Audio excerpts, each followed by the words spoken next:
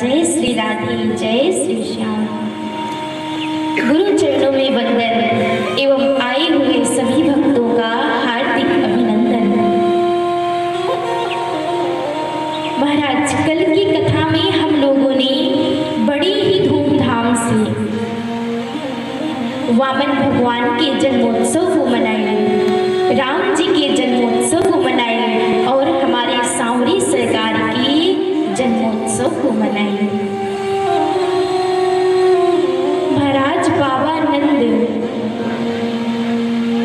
भगवान के जन्म पर इतना दान दिए हैं, इतना दान दिए हैं कि जितने भी याचक थे सबके सब दानी बन जाते हैं।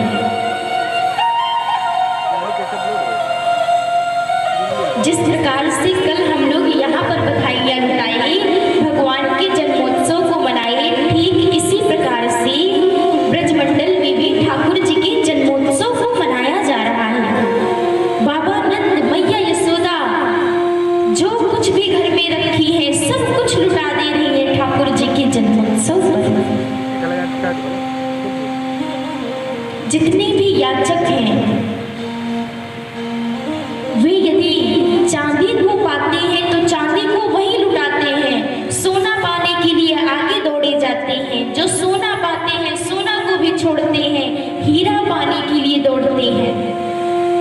यानी जितने भी ब्रजवासी हैं सबके सब बधाइयां ले रहे हैं, तो बधाइयां दे भी रहे हैं।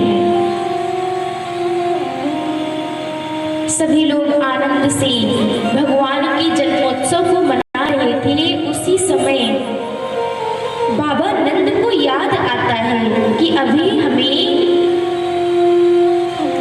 मथुरा में जाकर के राजा कंस का वार्षिक कर भी चुकाना है।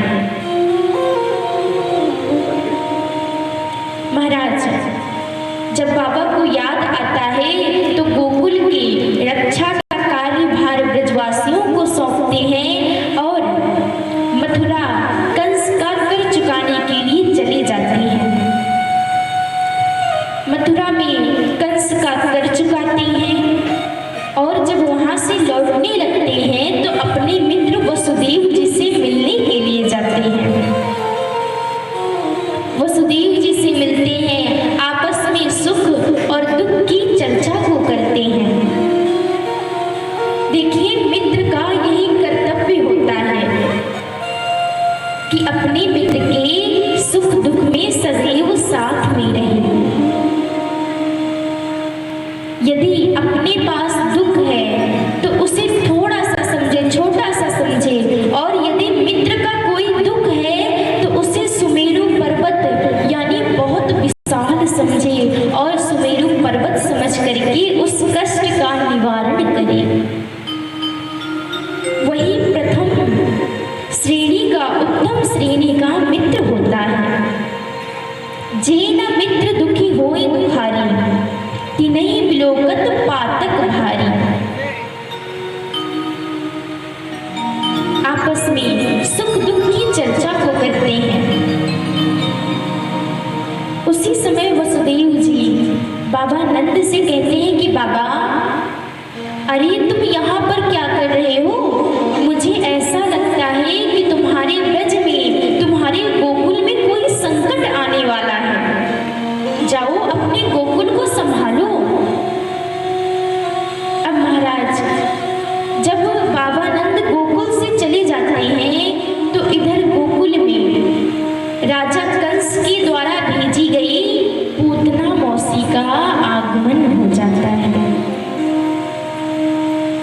जिस समय योग माया ने आदेश किया था कि तुम्हें मारने वाला तुम्हारा काल ब्रजमंडल में जन्म ले लिया है, उसी समय से राजा कंस ने आदेश कर दिया कि जितने भी छोटे छोटे बच्चे हैं, जितने भी 6-6 महीने के बच्चे हैं, सबको मार डालो।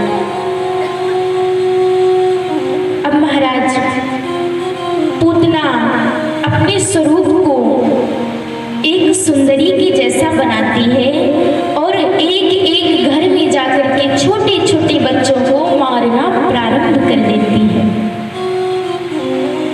भगवान विचार करती हैं, यदि ऐसे ही सारे बच्चे पूतना मौसी सभी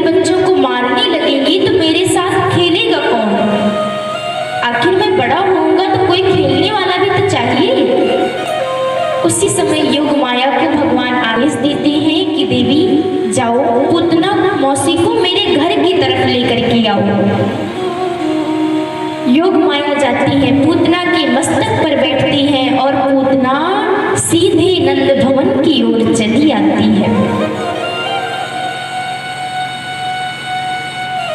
नंद भवन में जैसे ही पूतना आती है महाराज, ब्रजवासी जैसे ही पूतना को देखते हैं सबके सब आश्चर्यचकित हो जाते हैं।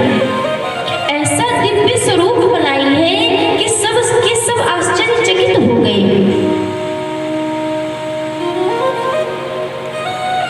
किंतु जैसे ही मैया यशोदा जी देखती हैं तुरंत पूछ देती हैं कि बहन तुम कौन हो? किम वा पद्मालयाम दुर्गा कृष्णम दृष्ट समागता। देवी आप कौन हो?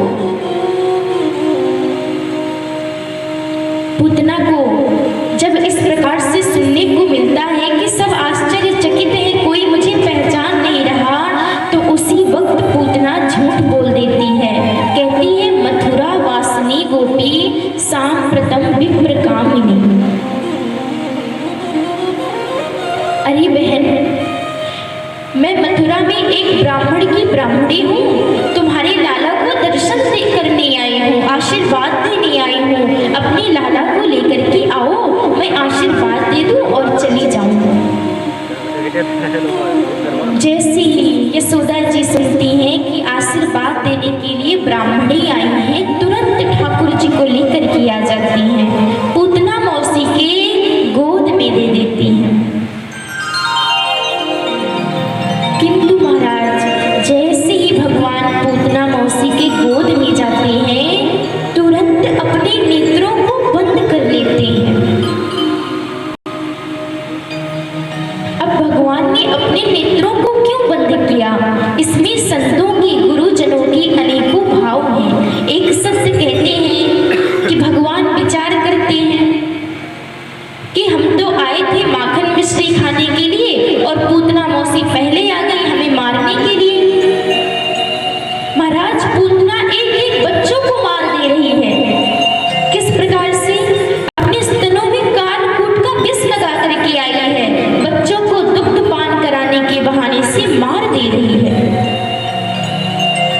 भगवान कहते हैं हम तो माखन मिश्री खाने के लिए आए थे, पूतना मौसी पहले से ही आ गई विष पान कराने के लिए। इसीलिए भगवान अपने नेत्रों को बंद कर देते हैं। एक संत कहते हैं कि भगवान तो है मायापति और मायापति के आगे मायावती की तो चलेगी नहीं।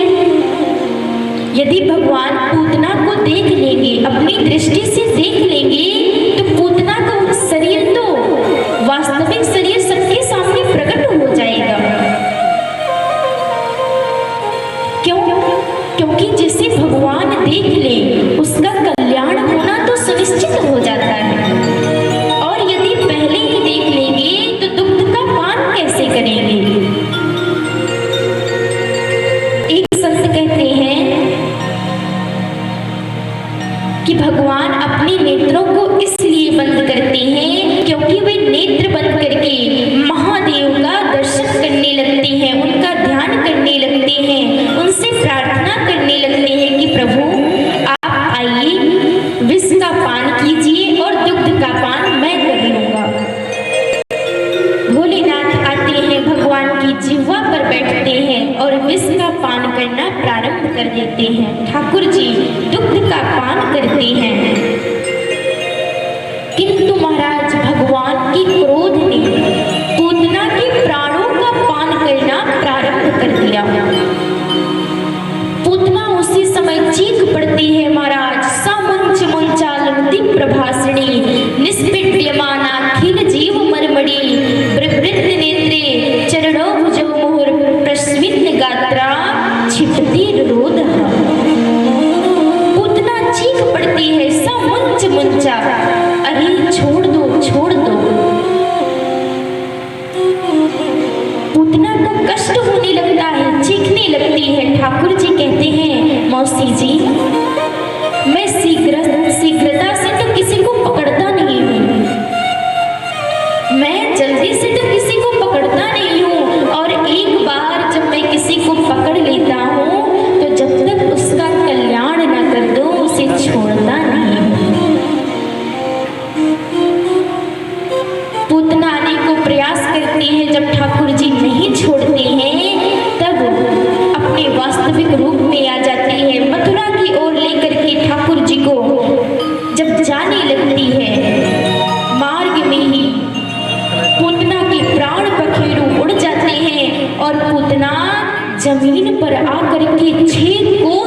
गिर जाती है महाराज।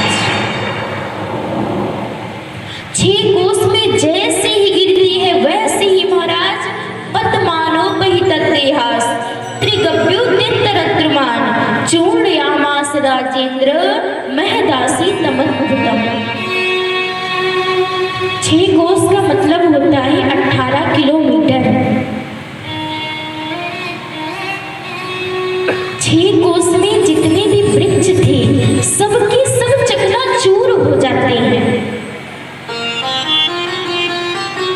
पूतना के वक्षस्थल पर ठाकुर जी क्रीड़ा कर रहे हैं। जैसे ही ब्रजवासी धम्मते की आवाज सुनते हैं, पूतना के गिरने की आवाज सुनते हैं, सबके सब दौड़ करके घर से बाहर आ जाते हैं। जैसे ही हम सब पूतना के विशाल शरीर को देखते हैं डर जाते हैं। मैया यशोदा जी दौड़ करके आती हैं। जैसे ही ठाकुर जी को पूतना के वक्षस्थल पर देखती हैं महाराज प्रसन्न हो जाती हैं। ठाकुर जी पूतना के वक्षस्थल पर क्रीड़ा कर रहे हैं। मैया यशोदा को ये नहीं दिख रहा कि भगवान राक्षसी के ऊपर बैठे हैं, अपितु वे ठाकुर जी के मुख कमल को देख रही हैं और देख करके प्रसन्न हो रही हैं कि अरे मेरा लाला कितना सुंदर है। क्या सच में मेरा लाला इतना ज्यादा सुंदर है? विचार करने लगती हैं, मन ही मन प्रसन्न होने लगती हैं।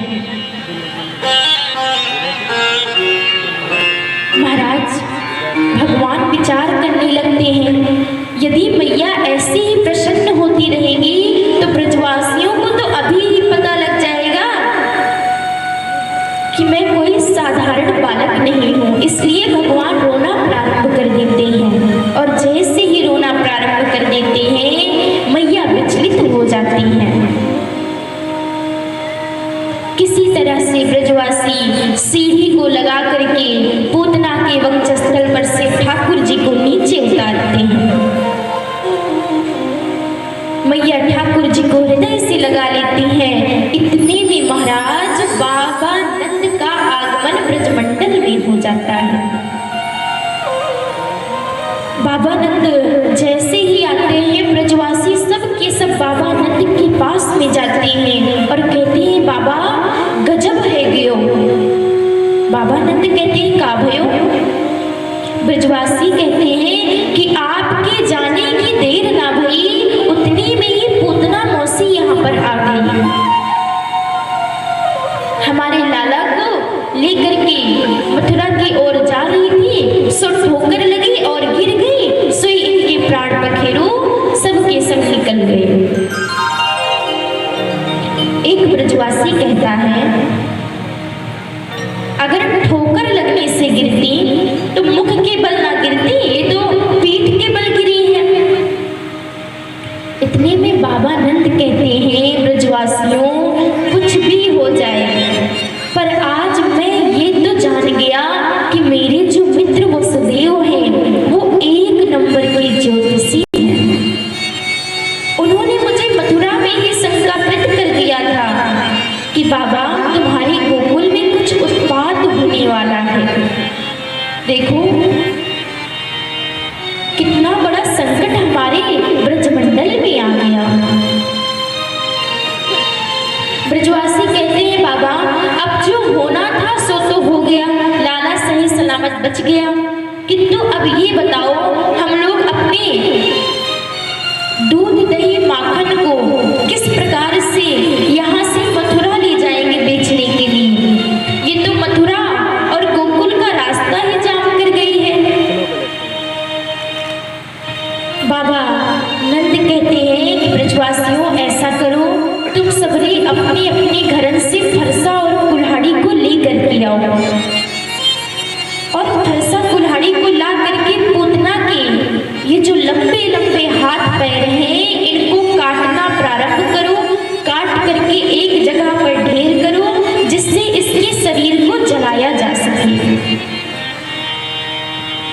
ब्रजवासी ठीक इसी प्रकार से, जिस प्रकार से बाबा आनंद कहते हैं, सबके सब अपने अपने घर से फरसा कुल्हाड़ी को लेकर के आते हैं और पूतना के लंबे लंबे हाथ पैरों को काट करके एक जगह पर ले जा करके ढेर करते हैं।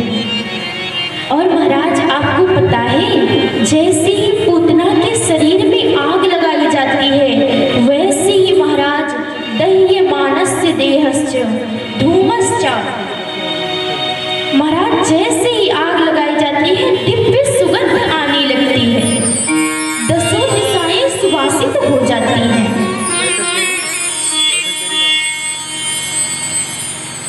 परीक्षित जी कहते हैं, गुरुदेव कृपा करके बताइए, ये पूतना तो राक्षसी थी ना, फिर इसके शरीर से दिव्य सुगंध क्यों आई? हो सकता है कार्य अच्छे रहे हो सकता है इसके कुल अच्छे रहे हो। सुग्रीव जी कहते हैं, राजन वो भी नहीं सही है।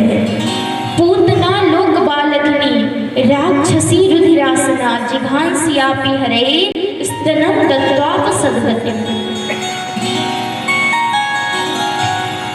महाराज ये कुल की राक्षसिन है और इसके कार्य तो ऐसे हैं कि छोटे छोटे बच्चों को लेती है, विष का पान कराती है और उन्हें मार करके उनके खून को पी जाती है।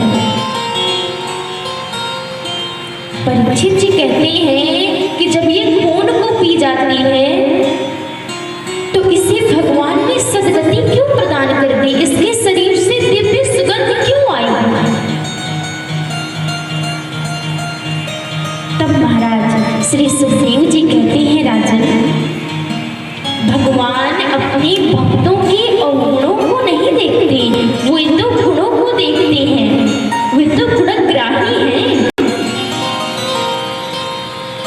पूतना चाहे जैसे भी हो, चाहे जो कार्य की हो, भले ही वो भगवान को मारने के भाव से आई थी, पर उसने कार्य तो माँ का किया है ना, भगवान को दुग्ध का पान कराया है, इसलिए भगवान उसे भी वो गति प्रदान करते हैं जो गति एक माँ को प्रदान की जाती है। भगवान वही गति पूतना को भी प्रदान करते हैं। भगवान भक्तों के अवगुणों को नहीं देखते, वे तो उन अवगुणों में भी छिपे गुणों को देखते हैं, वे तो गुणग्राही हैं। सुखदेव जी कहते हैं, राजन या एतत् पूतना मोक्षम कृष्णस्यार्भकमद्भुतम् शृणुयात् श्रद्धया मर्त्यो गोविंदे लभते रतिम्। जो भी इस पूतना मोक्ष की कथा को श्रवण करता है, उसके सारे पाप ताप एवं संताप समाप्त हो जाते हैं और उनके चित्त में ठाकुर जी के चरण आने लगते हैं, ठाकुर जी के चरणों में उनकी प्रीति बढ़ने लगती है। बोलिए भक्तवत्सल भगवान की जय हो, कृष्ण कन्हैया लाल की जय हो। सुखदेव जी कहते हैं, राजन जब किसी बालक का जन्म होता है तो मामा के यहाँ से बधाइयाँ आती हैं, बधाइयों में खिलौने आते हैं। मामा कंस ने भी बधाइयाँ भेजी। पहली बधाई क्या भेजी? खिलौना। खिलौने में क्या भेजे? गुड़िया। भगवान खेलते खेलते उसे तोड़ देते हैं। दूसरा खिलौना भेजते हैं भगवान के लिए बैलगाड़ी। बैलगाड़ी पर क्या है? सप्तासुर विराजमान है। पूतना गुड़िया के रूप में आती है, भगवान उसे खेलते खेलते समाप्त कर देते हैं। अब दूसरा खिलौना आता है बैलगाड़ी। एक दिन भगवान दुग्ध पान करके लेटी हुई थी। मैया यशोदा ठाकुर जी के मुख कमल को देख रही थी और देखते ही देखते भगवान आज पहली बार अपनी मन से करवट को बदल लेते हैं। जैसे ही भगवान करवट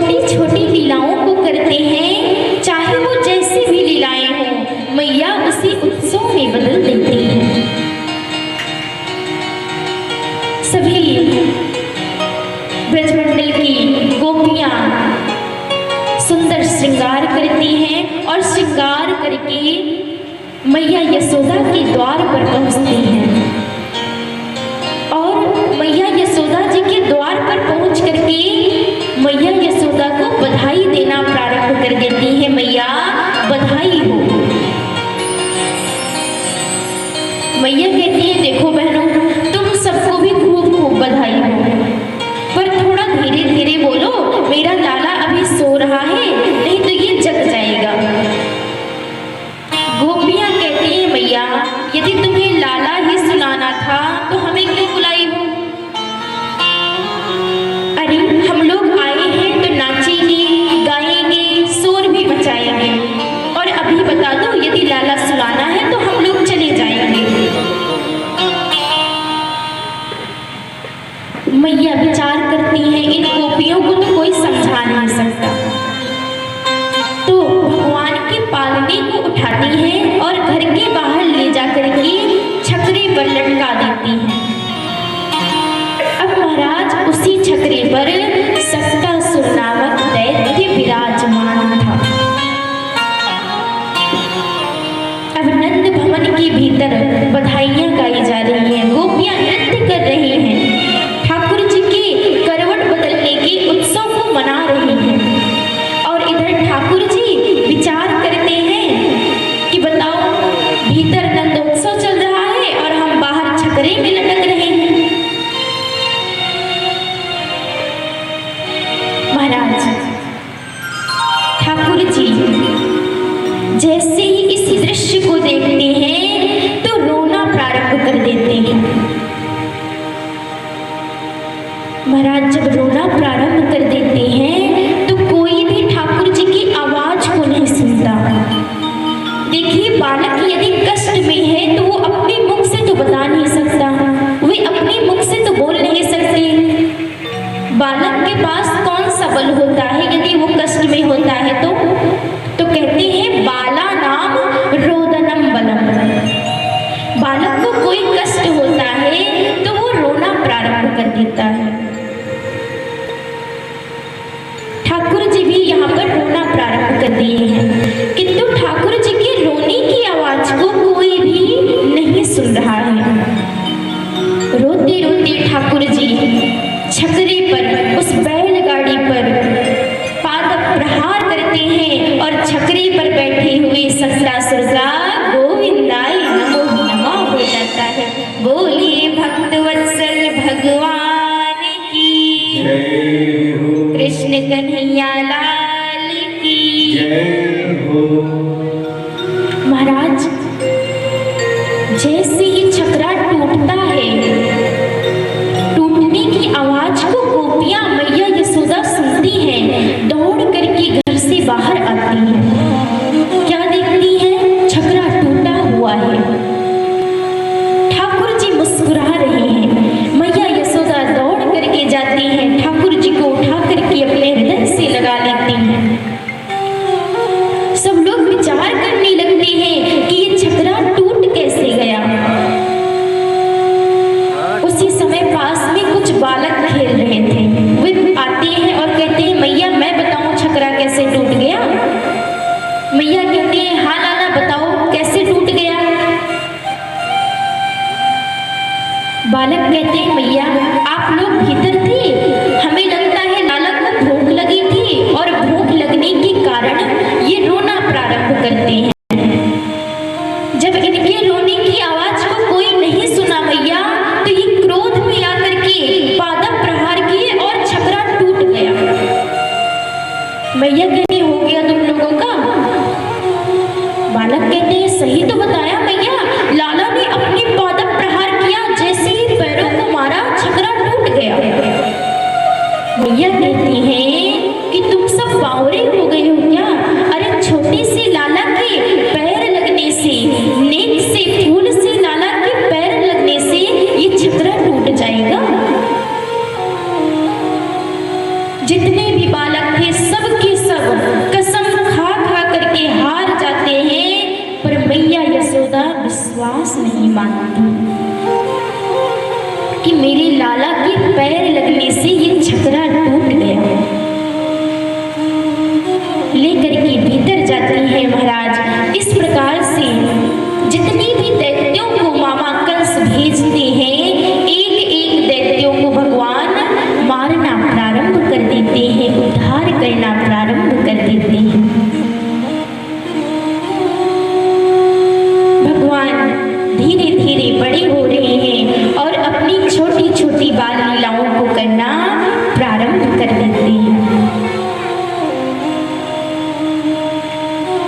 भगवान थोड़े और बड़े होते हैं, घुटनों की बल चलना जब प्रारंभ कर देते हैं तो एक दिन गौशाला में पहुंच जाते हैं।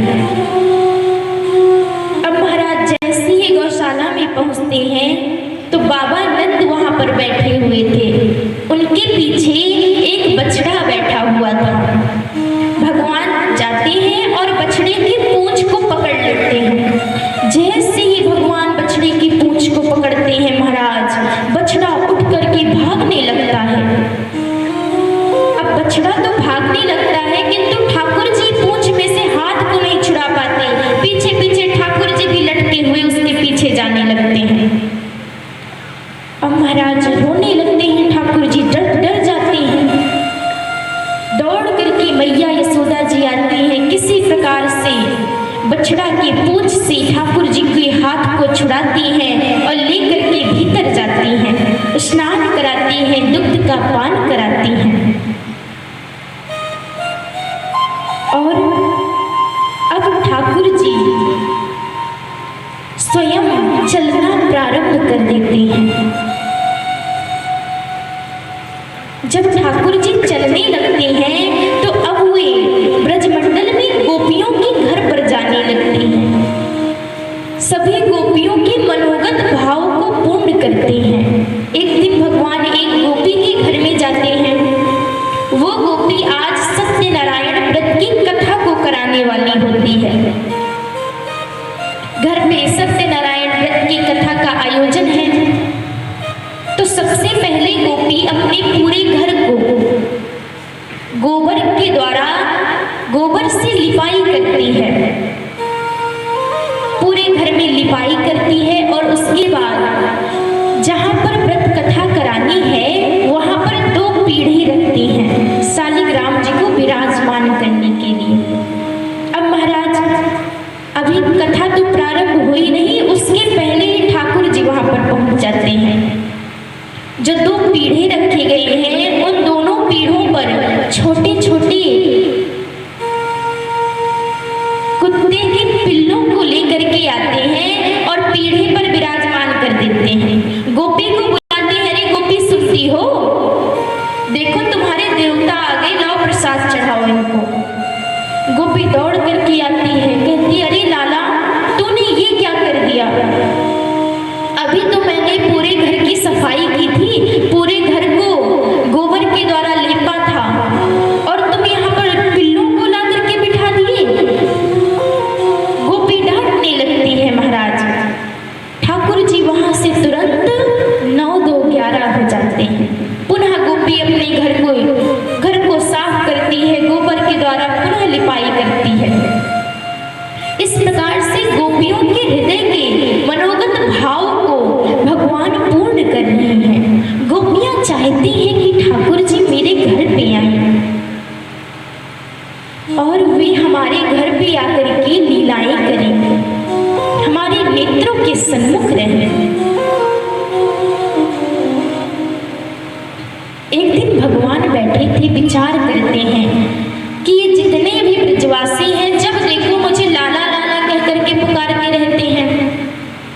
अरे मेरा कोई नाम भी तो रखना चाहिए, मेरा नामकरण भी तो होना चाहिए। उसी समय ठाकुर जी गर्गाचार्य जी के भीतर भाव प्रकट करते हैं कि वे आइए हमारा नामकरण करें।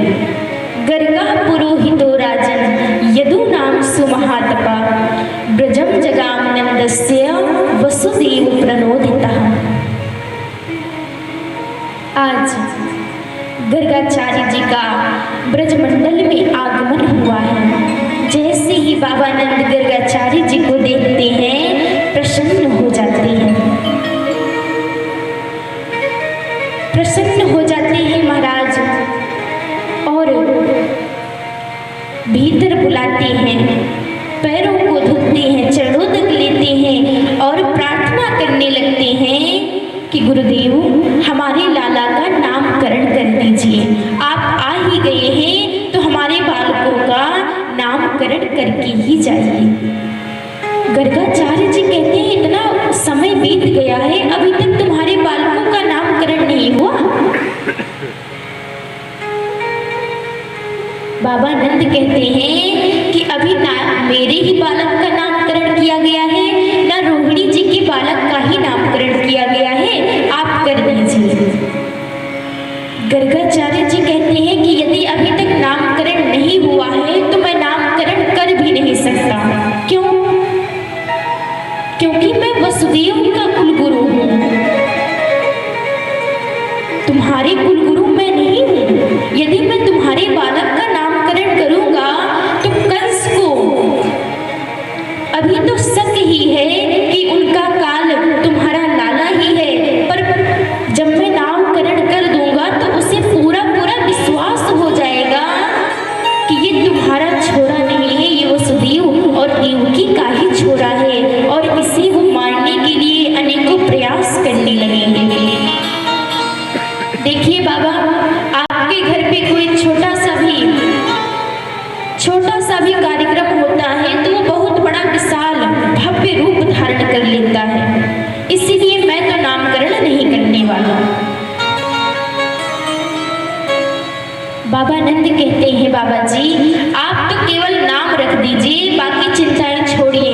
किसी को भी कानों कान खबर नहीं लगेगी कि आप मेरे लाला का नामकरण किए हैं। गर्गाचार्य जी कहते हैं तब फिर ठीक है, मैं नामकरण कर दूंगा।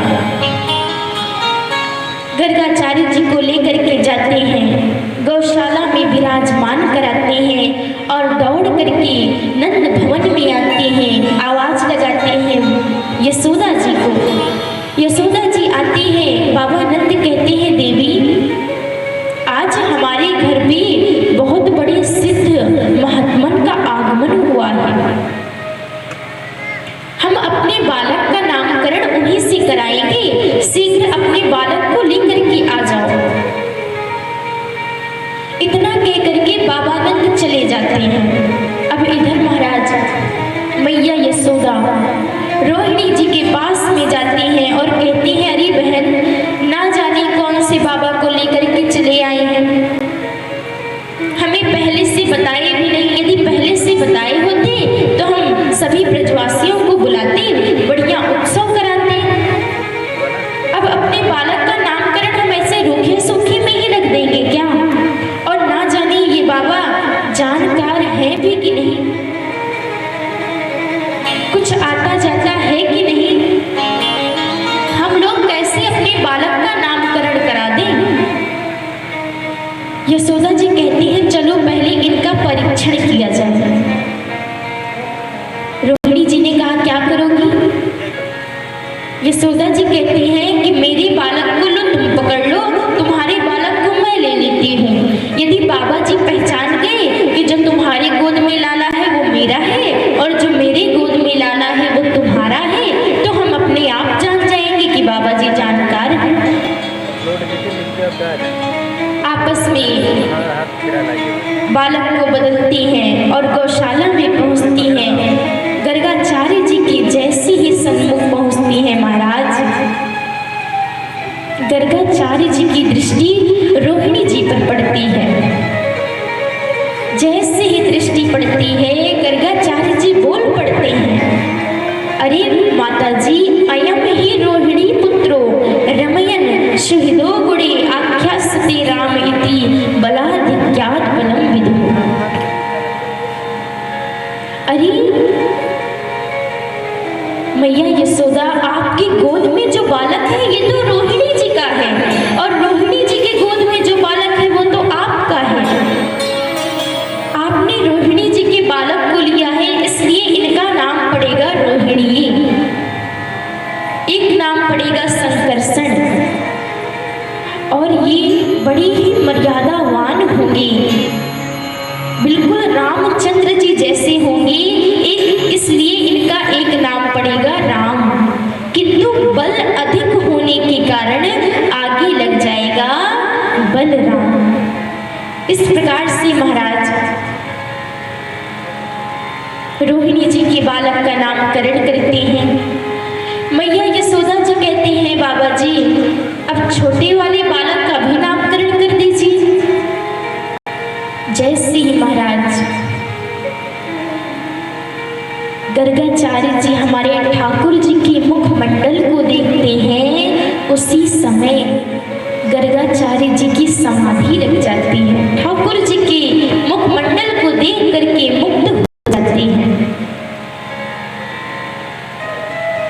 आज महाराज गर्गाचार्य जी समाधि में खोए हुए हैं और अब जब समय बीतता जा रहा है तो मैया यशोदा परेशान हो जाती है कि बाबा जी को क्या हो गया, ये अपने नेत्रों को क्यों नहीं खोल रहे। रोहिणी जी से कहती है, अरे बहन बाबा जी को क्या हो गया, ये बोल क्यों नहीं रहे कुछ। डर जाती हैं दोनों लोग। मैया यशोदा बाबा जी को जोर जोर से बुलाने लगती है, अरे बाबा क्या हो गया, अपने नेत्रों को तो खोलो। गर्गाचार्य जी नेत्र खोलते हैं और कहते हैं, माता जी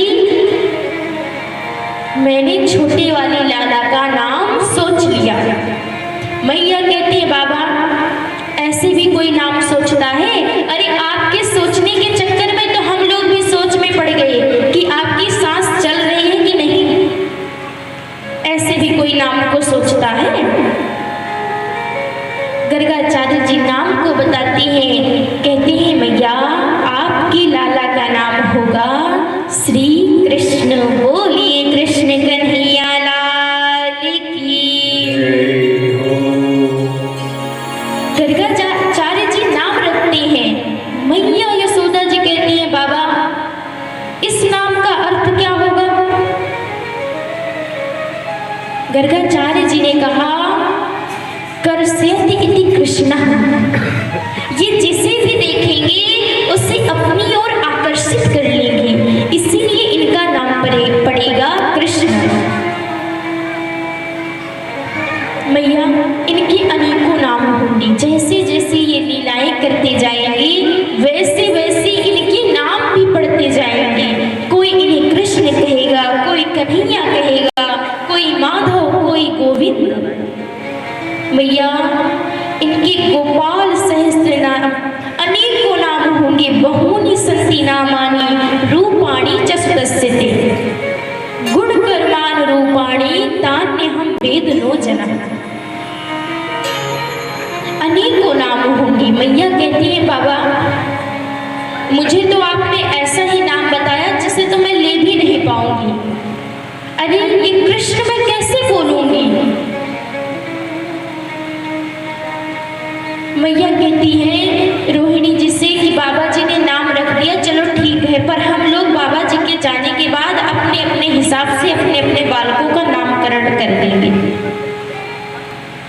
मैया बाबा जी से कहती है, बाबा जी हमें बताइए आपको हाथों की रेखाएं देखनी आती है।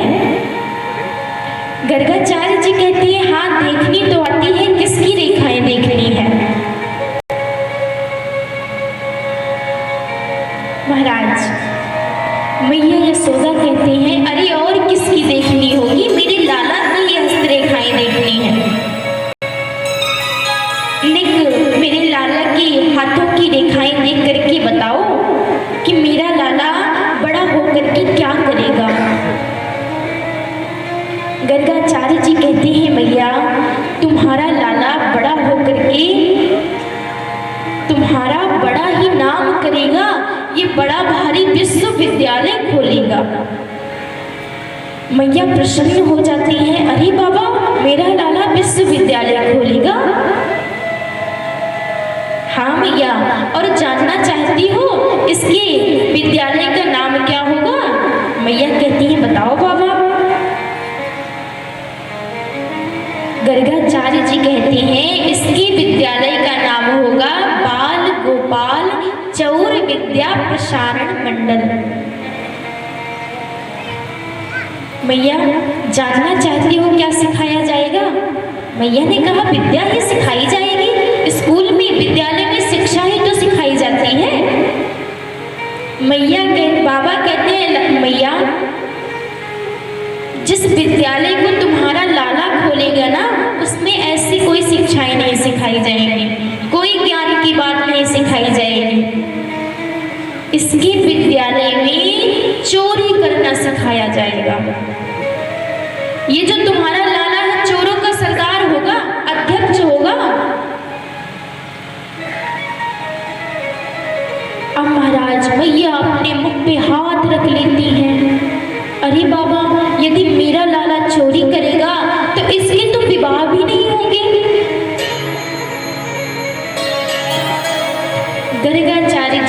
फुसलाने लगते हैं, कहते हैं मैया इनके विवाह की चिंता तो करो ही मत।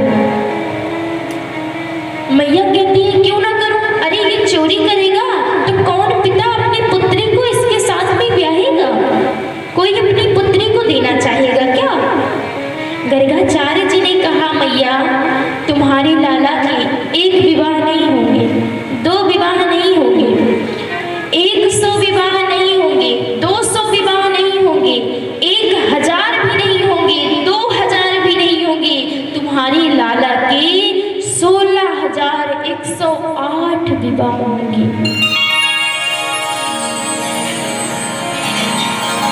मैया कहती है बाबा यदि मेरे लाला के इतने विवाह हो जाएंगे, यदि कोई त्योहार आएगा, होली का दीपावली का त्योहार आएगा और मेरी इतनी बहुएं एक साथ यदि आ जाएंगी और मेरे पैरों को जब छुएंगी तो आशीर्वाद देते देते मेरे तो प्राण पखेरु हुए उड़ जाएंगे। कौन इतनी बहुओं को आशीर्वाद दे पाएगा? मैया कहते हैं बाबा जी अब कृपा करिए, बस करिए, मजाक भी एक सीमा तक किया जाता है, किसी के 16,108 विवाह थोड़ी ना होंगे। मैया को लगता है गर्गाचार्य जी ऐसी ही बात कह दे रहे हैं, मैया से मजाक कर रहे हैं, पर मैया को क्या पता कि आगे चल करके ठाकुर जी के 16,108 विवाह होने वाले हैं। गर्गाचार्य जी कहते हैं तुम्हारा लाला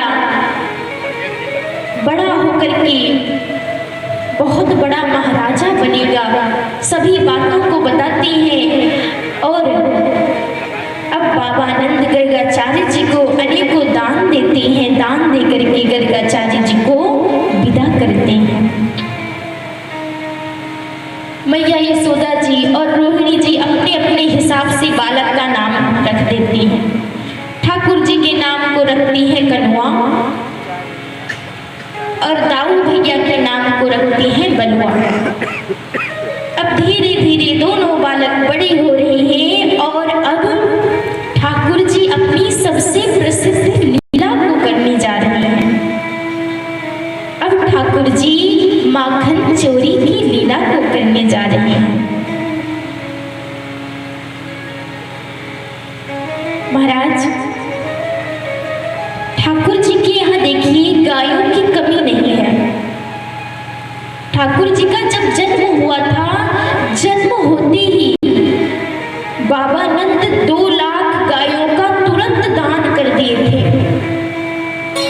बाबा नंद की गौशाला में 9 लाख गायें हैं, किंतु ठाकुर जी गोपियों के यहाँ पर चोरी फिर क्यों की?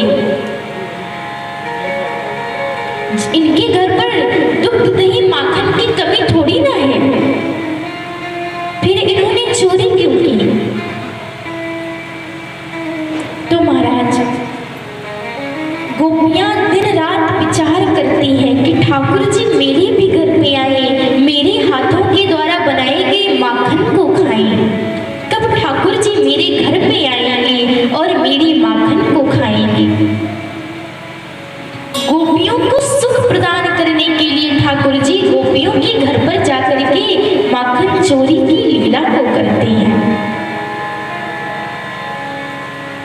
और ठाकुर जी विचार करते हैं कि यदि हम माखन को नहीं चुराएंगे तो ये जितनी भी ब्रज की गोपियां हैं ये सब माखन को ले जाकर के मथुरा में बेच देती हैं, कंस के यहाँ पर दे आती हैं। तो कंस के यहाँ जो राक्षस हैं, जो दैत्य हैं, वे तो माखन को दुग्ध को खा पी करके खूब बढ़िया मोटे तगड़े हो रहे हैं और यहाँ पर ब्रजमंडल में जितने भी ग्वाल बाल हैं सबके सब दुबले पतले होते जा रहे हैं। ठाकुर जी विचार करते हैं कि गोपियों को तो हम रोक नहीं सकते क्योंकि हमारी बातों को तो वो मानेंगी नहीं, वे माखन बेचने का कार्य बंद तो करेंगे नहीं, इसलिए हमें कुछ अलग ही करना पड़ेगा। चलो हम माखन को ही चुरा लेते निकालते हैं तो ये कैसे मथुरा में बेच पाएंगे। भगवान अपने सखाओं के पास में जाते हैं। जब सब लोग खेलना प्रारंभ करते हैं तो ठाकुर जी कहते हैं, देखो सखाओं, आज हम लोग एक नया खेल खेलेंगे। सखा कहते हैं, चलो बताओ भैया कौन सा खेल खेलेंगे। ठाकुर जी कहते हैं, अब हम लोग चोरी करना सीखेंगे, चोरी चोरी खेलेंगे। श्री रामा कहते हैं, लाला तुम्हारे घर में भुखमरी पर रखी है क्या? खाने के लिए अनाज नहीं है क्या? तुम चोरी करोगे अब? ठाकुर जी कहते हैं, देखो मेरे घर पे तो भुखमरी नहीं पड़ी है, मेरे घर पे खाने की कमी नहीं है, पर ये मधुमंगल आदि को देखो, ये सब दो दो हड्डी के होते चले जा रहे हैं। इनसे पूछो कि तुम लोग इतने दुबले पतले कैसे हो जा रहे हो, तो ये एक ही बात कहते हैं कि हमारे घर पे दूध दही माखन की कमी नहीं है, किंतु मेरी मैया जितना भी मेरे घर पे दूध दही माखन होता है वो सब लेकर के जाती है, मथुरा में बेच आती हैं। जो कुछ भी थोड़ा बहुत बचता है उसी को हम लोग पाते हैं और अन्यथा हमें कुछ नहीं मिलता। तो बताओ ये गलत बात है कि नहीं? गैया मैया की सेवा हम लोग करें और दूध दही माखन मथुरा में बैठ करके खाएं लोग, तो ये क्या सही बात है? देखो ये सब दो दो हड्डी के होते चले जा रहे हैं।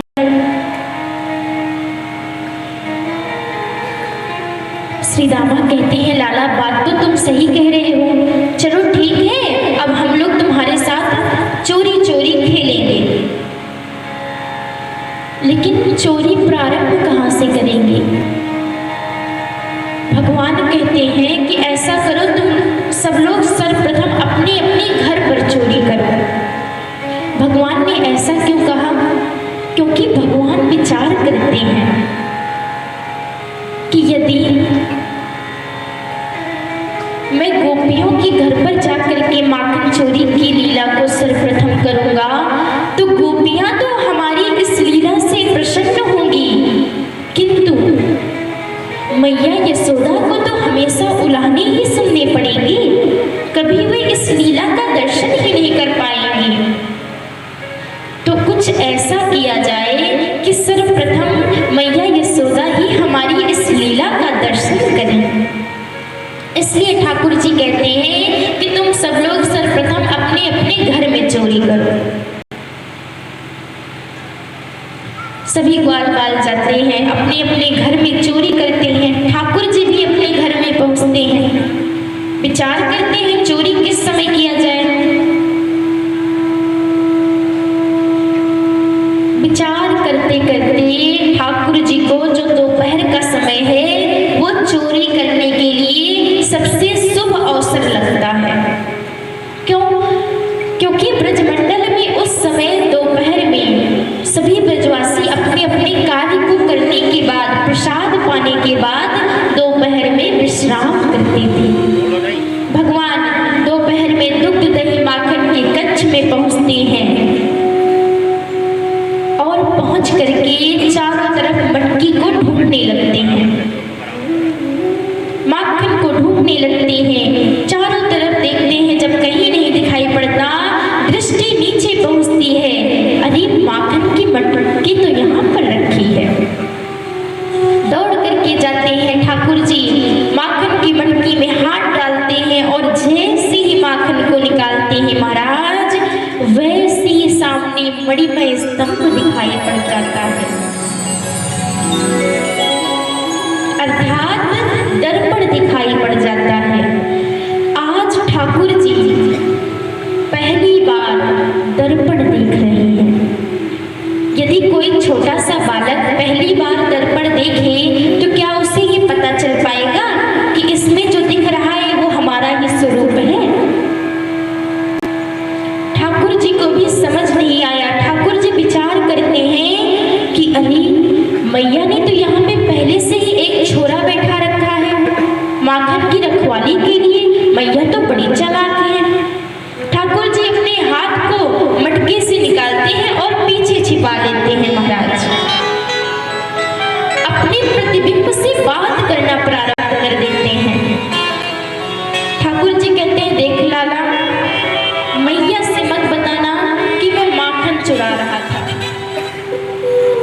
यदि तू मैया को बता देगा तो मैया मुझे बहुत मारेगी। और देख लाला, मैं अकेले ही माखन को नहीं खाऊंगा, मैं तुम्हें भी माखन को खिलाऊंगा। दोनों लोग साथ में बैठ करके माखन को खाएंगे। इतना कह करके ठाकुर जी हाथ को आगे करते हैं। जैसे ही महाराज हाथ को आगे करते हैं तो जो प्रतिबिंब था वो भी हाथ को आगे कर देता है।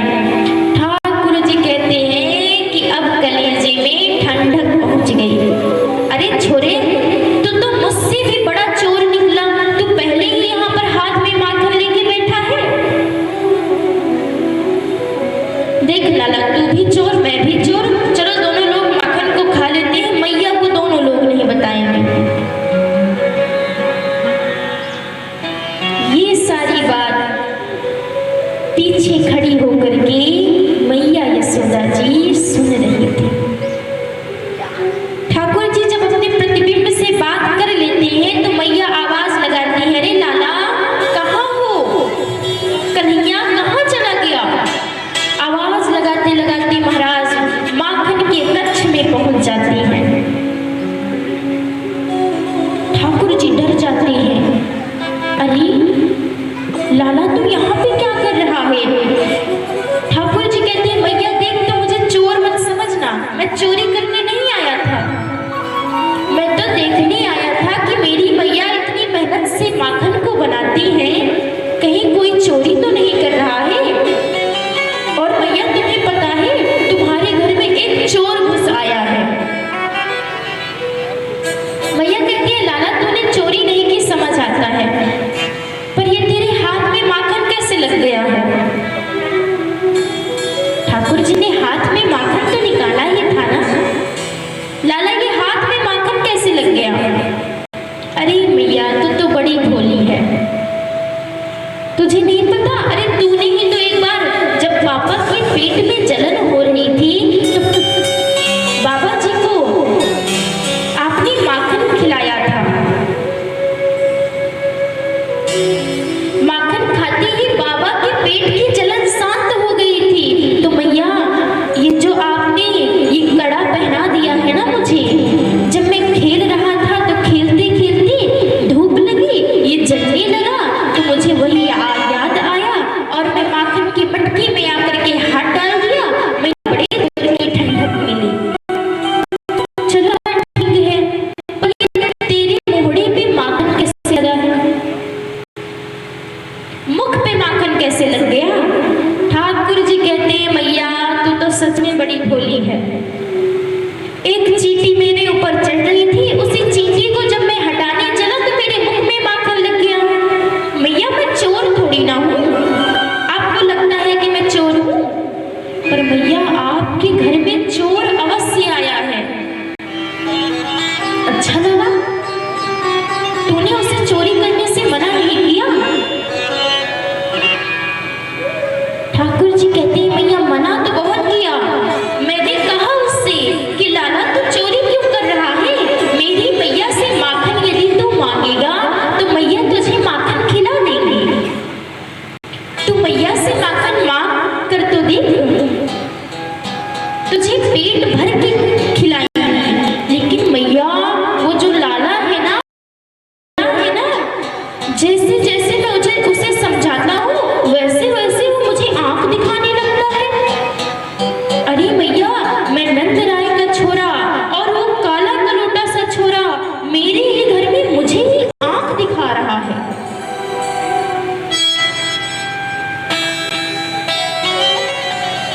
मैया मैं समझा रहा हूँ, वो मान नहीं रहा, अब आप ही चल करके उसे समझाओ। मैया कहती है, लाला मुझे उसके पास लेकर के चल। ठाकुर जी मैया का हाथ पकड़ते हैं, खींचते हुए लेकर के जाते हैं, दर्पण के सन्मुख खड़े कर देते हैं। दर्पण में देखते हुए कहते हैं, मैया देख, ये जो लाला है यही चोरी करने आया था। मैया बड़े जोर से हंसने लगती हैं और कहती हैं, लाला ये कोई चोर थोड़ी ना है। ठाकुर जी कहते हैं, मैया अपने नेत्रों से मैंने देखा इसे माखन खाते हुए। मैया कहती है, लाला ये दर्पण है और इसमें अपना प्रतिबिंब दिखाई देता है। लाला ये तू ही है। ठाकुर जी कहते हैं मैया ये मैं इतना काला हूं। मैया कहती है लाला तू काला नहीं है। मैया ठाकुर जी को अपनी गोद में लेती हैं और कहती है देख लाला, जब मैंने तुझे गोद में उठाया तो इसकी माँ ने भी इसे गोद में उठाया ना। ठाकुर जी कहते हैं हाँ इसकी माँ ने भी गोद में उठाया। मैया कहती है पर उसकी मैया भी तो मैं ही हूं ना। लाला ये दर्पण है, इसमें अपना ही प्रतिबिंब दिखाई देता है। मैया प्रसन्न हो जाती हैं। ब्रजमंडल में एक एक घर में जाकर के बताती हैं कि आज मेरे लाला ने अपने ही प्रतिबिंब से बात कर ली। इतनी ज्यादा प्रसन्न है कि उस प्रसन्नता में ये तो भूल ही जाती है कि जो माखन की चोरी करने के लिए आया था, जिसने तुम्हारे नेत्रों के सामने माखन खाया, वो कहाँ गया, चोर कहाँ गया। मैया बड़ी प्रसन्न हो जाती हैं। और आज ठाकुर जी जब पुनः अपने सखाओं से मिलते हैं तो पूछते हैं लाला तुम सबन ने चोरी की कि नहीं, चलो अपनी अपनी कहानी सुनाओ। ग्वाल बाल कहते हैं लाला जीवन में पहली बार तो हम लोग चोरी किए, चोरी करते हुए पकड़े गए। मैया ने ऐसी मार लगाई लाला, ऐसी मार लगाई कि सबरी पीठ लाल रह गई। एक सखा कहता है लाला हमारे बाप दादा ने भी कभी चोरी ना की। मैं जैसे ही घर में चोरी करने के लिए गया मैया मुझे पकड़ ली। इतना मार लगाई है, इतना मार लगाई है कि देख सबरे हाथन में, सबरे पीठन में निशान पड़ गए हैं। ठाकुर जी कहते तुम सबन ने चोरी की, चोरी करते हुए पकड़े गए। अरे मुझे देखो मैं चोरी भी किया और पकड़ा भी नहीं गया। चलो एक काम करते हैं, अब तुम सबको चोरी करना सिखाते हैं। अब ठाकुर जी जिस प्रकार से गर्गाचार्य जी ने बताया था कि ठाकुर जी विद्यालय खोलेंगे, आज ठाकुर जी विद्यालय खोलते हैं। नाम पड़ता है बाल गोपाल चौर विद्या प्रसारण मंडल। विद्यालय में क्या सिखाया जा रहा है, चोरी करना। अध्यक्ष बनते हैं ठाकुर जी, सखाओं को साथ में लेते हैं, एक एक गोपी के घर में जाकर के चोरी करना प्रारंभ कर देते हैं। पर देखिए महाराज गोपियों के मन में, गोपियों के चित्त में तो यही है ना, ठाकुर जी हमारे घर पे चोरी करने आए, ठाकुर जी हमारे हाथ का माखन खाए। किंतु ठाकुर जी यहाँ अकेले नहीं जा रहे हैं, स्वयं जा रहे हैं, सखाओं को लेकर के जा रहे हैं, सबको माखन खिला रहे हैं। जब सबका पेट भर जाता है तो पीछे से बंदरों को भी बुला रहे हैं, बंदरों को भी माखन खिला रहे हैं। बंदर जब माखन खा लेते हैं पेट भर के, जब तब भी बच जाता है तो ठाकुर जी कहते हैं अरे राम राम कैसा माखन है ये, हम सब तो खा नहीं रहे, इसे बंदर भी नहीं खा रहे हैं। उसी समय मटका को उठा करके फेंक देते। गोपियां परेशान हो जाती हैं। सभी गोपियां मैया यशोदा जी के पास में पहुंचती हैं, कहती है मैया देख तेरा लाला हम सबन को बड़ो तंग करे। मैया अपने लाला को समझा ली, आए दिन ये बिगड़ता जा रहा है, चोरी करने लगा है अब तो।